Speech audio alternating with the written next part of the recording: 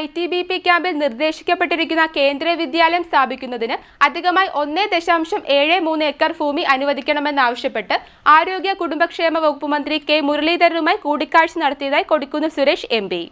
വിഷയത്തിൽ അനുഭാവപൂർവമായ സമീപനമാണ് സർക്കാർ സ്വീകരിക്കുന്നതെന്നും ആവശ്യമായ നടപടികൾ അടിയന്തരമായി പരിഗണിക്കാമെന്നും മന്ത്രി ഉറപ്പു നൽകിയതായി MP അറിയിച്ചു.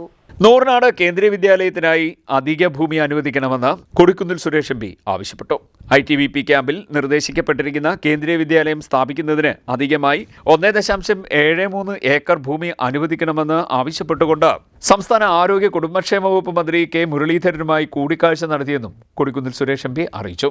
മന്ത്രിക്ക് നിവേദനവും കൈമാറിയിട്ടുണ്ട്. നൂർനാട് ITBP ക്യാമ്പസിനോട് ചേർന്ന് നിലവിൽ 3.27 ഏക്കർ ഭൂമി ഇതിനകം കണ്ടെത്തി പദ്ധതിക്കായി ലഭ്യമാക്കിയിട്ടുണ്ടെങ്കിലും കേന്ദ്രീയ വിദ്യാലയം സ്ഥാപിക്കാനുള്ള കേന്ദ്ര സർക്കാരിന്റെ മാനദണ്ഡ പ്രകാരം ആകെ 5 ഏക്കർ ഭൂമി അത്യാവശ്യമാണ്. ഇതിനാൽ അധികമായി ആവശ്യമുള്ള 1.73 ഏക്കർ ഭൂമി സാനിറ്റോറിയം വളപ്പിൽ നിന്ന് തന്നെ അനുവദിക്കേണ്ടത് പദ്ധതിയുടെ അന്തിമ അംഗീകാരത്തിനും നടപ്പാക്കലിനും അനിവാര്യമാണെന്ന് മന്ത്രിയെ ധരിപ്പിച്ചതായി MP പറഞ്ഞു. നൂർനാട് ഉൾപ്പെടെ സമീപ പ്രദേശങ്ങളിലെ വിദ്യാർത്ഥികൾക്ക് ഗുണമേന്മയുള്ള കേന്ദ്ര വിദ്യാഭ്യാസ സൗകര്യം ഉറപ്പാക്കുന്നതിന് കേന്ദ്രീയ വിദ്യാലയത്തിന്റെ സ്ഥാപനം വലിയ രീതിയിൽ പ്രയോജനകരമാകുമെന്ന് MP പറഞ്ഞു.